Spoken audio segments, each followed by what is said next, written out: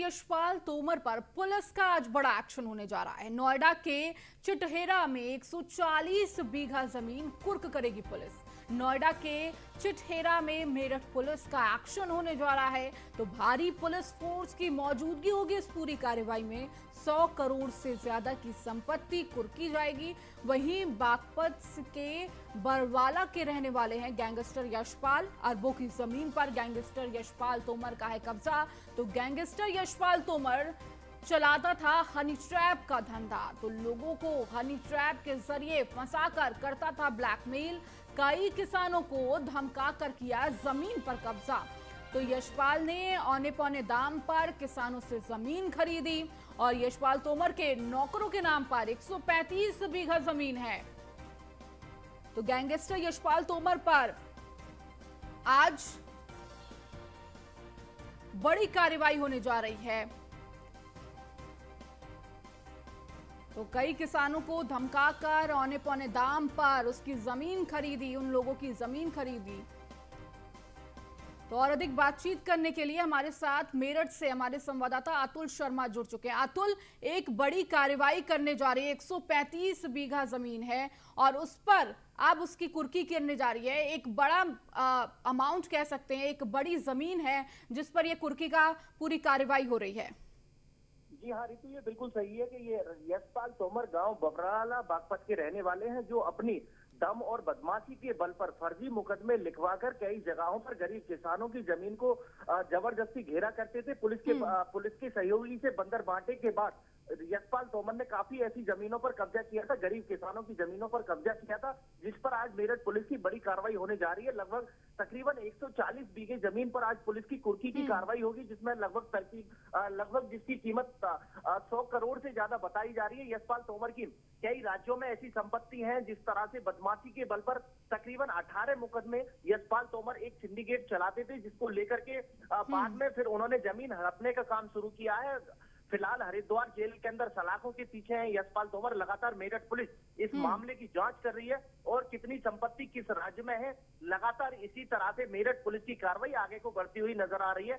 बताया जा रहा है कि यशपाल तोमर के पास और भी ऐसी 100 करोड़ की कई संपत्ति है अलग अलग राज्यों में, अलग अलग जिलों में, जिनकी पुलिस जांच पड़ताल कर रही है। ये लगभग आज जो नोएडा के दादरी जिले के गांव चिन्हटा में ये जमीन बताई जा रही है, जिस पर यशपाल तोमर ने गरीब और असहाय लोगों की जबरदस्ती और कुछ कम पैसों के दम पर जमीन को अर्जित किया है। जबरदस्ती कुछ किसानों पर मुकदमे लिखवाकर ब्लैकमेलिंग कर उनसे ये जमीन अर्जित करने का काम किया था। फिलहाल की आज की बड़ी कार्रवाई, तकरीबन 100 करोड़ से ज्यादा की जमीन पर पुलिस की कुर्की की कार्रवाई होने जा रही है। ठीक है अतुल, आप बने रहिए। उससे पहले मैं दर्शकों को तस्वीरें दिखा सकती हूँ कि अभी ये जो तस्वीरें आपको टीवी स्क्रीन पर नजर आ रही है, वो इस वक्त वहां पर पहुंचे पुलिस के द्वारा की जा रही कार्रवाई को लेकर तमाम तस्वीरें आपको दिखा रहे हैं। तो आज बड़ी कार्रवाई पुलिस के द्वारा की जा रही है, जहां 140 बीघा जमीन पर लगभग 100 करोड़, आप अनुमान लगा सकते हैं कि कितनी बड़ी जमीन है। 140 बीघा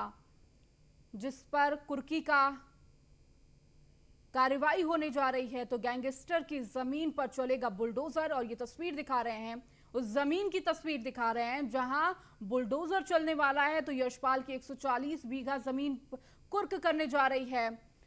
तो पहली बार इतनी बड़ी जमीन कुर्क होगी।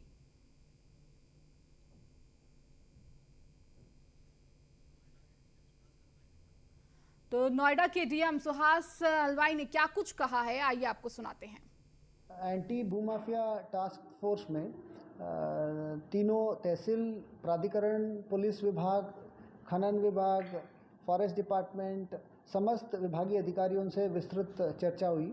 कुछ चिन्हित भूमाफियाओं को जो चिन्हित किया गया था विभिन्न विभागों द्वारा, उनको भूमाफिया घोषित करने का निर्णय लिया गया, जिसमें कुछ कॉलोनाइजर्स हैं जो इलीगल कॉलोनी काट के गरीब लोगों को धोखा देते थे, और कुछ विगत सालों में जिन्होंने इलीगल पट्टे प्राप्त करते हुए जो गलत तरीके से मुआवजा उठाया था, वो लोग हैं।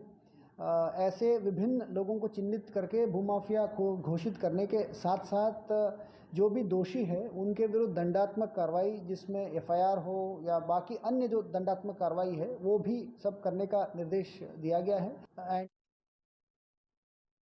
तो आपको इस वक्त तस्वीरें दिखा रहे हैं कार्यालय यहाँ पर लगातार जिस तरीके से कार्रवाई कुछ ही देर में शुरू हो जाएगी।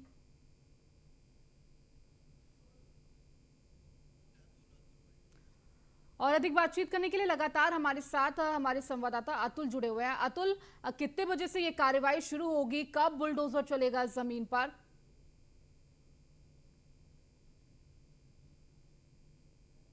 अतुल, तो अतुल से हमारा संपर्क नहीं हो पा रहा, तो लगातार संपर्क साधने की कोशिश करेंगे, उनसे जानकारी लेंगे अपडेट क्या कुछ मिल रही है।